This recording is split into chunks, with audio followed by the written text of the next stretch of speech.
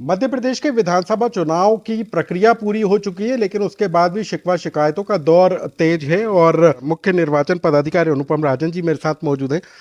Sir, जिस तरह से वोटिंग हुई है उसके बाद ये खबरें निकल कर आई, चाहे भिंड का मामला हो, ग्वालियर का मामला हो, सागर का मामला हो, कई जगह पर हिंसा निकल कर सामने आई।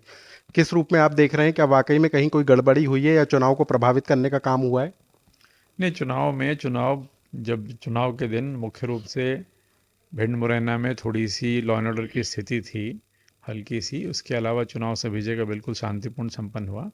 इवन भिंड भिंड मुरैना में भी जो घटनाएं घटित हुई थीं, उनमें पुलिस ने प्रकरण दर्ज करके जो कानून व्यवस्था की स्थिति को नियंत्रित किया गया।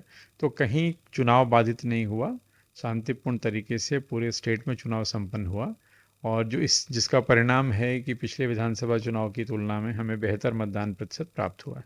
सर, लेकिन अटेर के एक मतदान बूथ पे दोबारा मतदान कराने की जरूरत पड़ रही है। जी, वहाँ पे कल पुनर्मतदान है। वहाँ पे जो पोलिंग एजेंट्स थे, उन्होंने मतदान की गोपनीयता भंग की। उनको मतदाताओं के साथ वोटिंग कंपार्टमेंट तक जाने का प्रयास किया गया, जो वीडियो एविडेंस में मिला है। इस कारण से उनको कार्रवाई भी हो रही है, पुलिस में प्रकरण भी दर्ज कराया गया है। वहाँ के जो मतदान दल थे उनको मैंने निलंबित किया गया है। और चूंकि मतदान की गोपनीयता प्रभावित हुई है, इसलिए वहाँ कल पुनर्मतदान हो रहा सर, है। अभी भी कुछ खबरें आ रही हैं, जैसे ज्योति पटेल हैं जो सागर से रैली से उम्मीदवार हैं, उनके यहाँ तोड़फोड़ हुई। क्या आचार संहिता अभी भी लागू है और क्या व्यवस्था अभी भी सुरक्षा को लेकर है? नहीं, आचार संहिता तो लागू है। हम्म। काउंटिंग के समय तक जो कि दिनांक है वो तब तक लागू है। लेकिन आचार संहिता के दौरान कानून व्यवस्था की स्थिति जो है वो राज्य, मतलब जो पुलिस जो लोकल है वो तो हम लोग देखते हैं, वो देख रही है।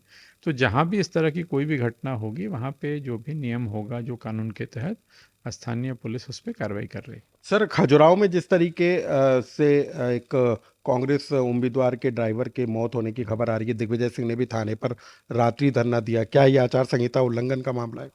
नहीं, ये कानून व्यवस्था की स्थिति का मामला है और इसमें पुलिस ने प्रकरण दर्ज किया है सुसंगत धाराओं में। जो उनको उचित लगा, पर्याप्त जांच करने के उपरांत पुलिस द्वारा प्रकरण दर्ज किया गया है। सर, इसके अलावा अब जब काउंटिंग होगी, वो एक बड़ी चुनौती होगी चुनाव आयोग के लिए।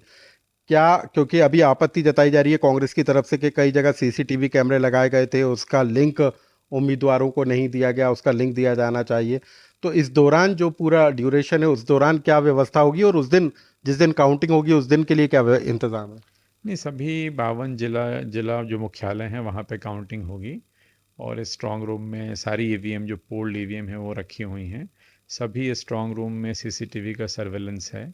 पॉलिटिकल पार्टीज से ये अनुरोध किया गया है, या उनको पता है, उनको ये अधिकार भी है कि वो स्वयं भी वहाँ उपस्थित रह सकते हैं, बाहर में देख सकते हैं। कई लोग अपने प्रतिनिधि रखते हैं, बाहर में स्क्रीन भी लगाई गई है ताकि उनको दिखे कि स्ट्रांग रूम सुरक्षित है।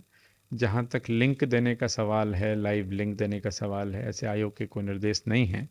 उनके माध्यम से एक पत्र जरूर प्राप्त हुआ है, जो हम लोग आयोग को भेज रहे हैं। तो सर, क्या जहाँ स्ट्रांग रूम के बाहर कोई इंतजाम भी आयोग की तरफ से किए जाएंगे कि वो स्क्रीन देखने के लिए, या जो जनप्रतिनिधि हैं या पार्टी है वो खुद अपने स्तर पर इंतजाम नहीं, करें? हाँ।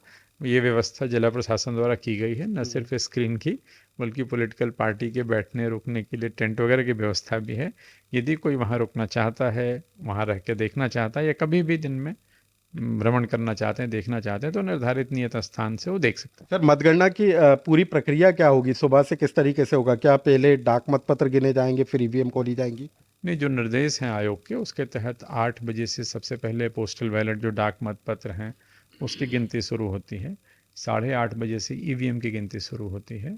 जैसे हम जानते हैं कि एक हॉल में अधिकतम 14 टेबल हम लगाते हैं, एक प्रति प्रति विधानसभा। और हर काउंटिंग हॉल में या हर विधानसभा का एक आरओ होता है, काउंटिंग ऑब्जर्वर्स होते हैं। पोस्टल बैलेट के लिए अलग से एआरओ होता है, प्रत्येक 500 पोस्टल बैलेट पे एक एआरओ होता है। तो और काउंटिंग एजेंट्स होते हैं। तो इन सभी की उपस्थिति में काउंटिंग की प्रक्रिया होती है और राउंड वाइज काउंटिंग होती है और उसके रिजल्ट डिक्लेयर करते हैं। सर, एक और आखिरी सवाल। जो आचार संहिता उल्लंघन के मामले निकल कर सामने आए, जिनकी वीडियो रिकॉर्डिंग की गई है, जिनके ऑडियो आए, जिनके साक्ष्य आयोग को मिले, क्या उस मामले में कोई गंभीर कार्रवाई हो सकती है आने वाले दिनों में? नहीं, जितने भी आचार संहिता उल्लंघन के मामले आए हैं, सब में सुसंगत धाराओं में प्रकरण दर्ज किया गया है। पुलिस उसको इन्वेस्टिगेट करेगी, इंक्वायरी करेगी और जिनमें उनको तथ्य मिलेंगे उसमें उन सक्षम न्यायालय में चालान प्रस्तुत करेगी। तो चुनाव की प्रक्रिया के बाद अब नतीजों का इंतजार है और 3 दिसंबर को नतीजे आएंगे और इसको लेकर भी चुनाव आयोग की तरफ से व्यापक इंतजाम किए गए हैं। लोकमत समाचार के लिए अनुराग श्रीवास्तव।